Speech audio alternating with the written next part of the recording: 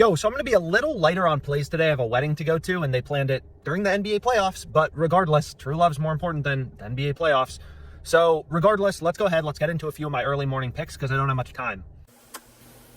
So I don't have a lot of sportsbooks available to me right now. I'm currently in California. There's no FanDuel, no DraftKings, no Caesars, no MGM. But there is ParlayPlay. So kind of weird platform, a little weird, that they're available in California, but no FanDuel. But whatever, got to work with what you got.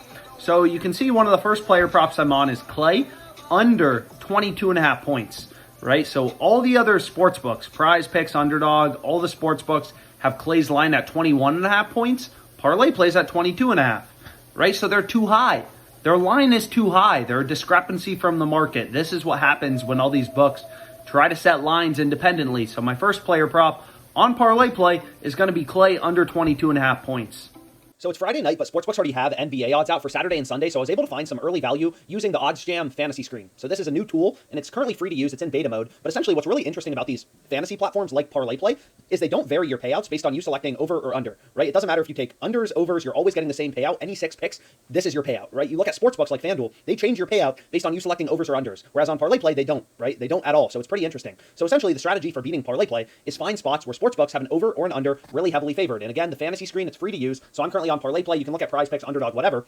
But what you're going to notice is like for Looney, right? His over 16.5 points plus rebounds, we were able to get that play on Parlay Play. Kevon Looney over 16.5 points plus rebounds. So this is a profitable play because the over on the sportsbooks is favored, right? All the sportsbooks have the over 16.5 points plus rebounds for Looney as the heavy favorite, right? If you look at FanDuel, they have his over 16.5 points plus rebounds as a minus 140 favorite, right? The over is the favorite outcome. The over is juice. So all the sportsbooks are telling us, hey, the over is a lot more likely for Looney as opposed to the under. So this is a great player prop to include it in your Parlay Play entry. And these are the 6 picks I went with, and this is my first play for Saturday.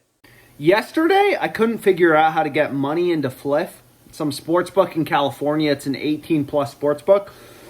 But I got a lot of wine. I figured it out. So I got a bunch of plays on Fliff. I'm going to run you through them.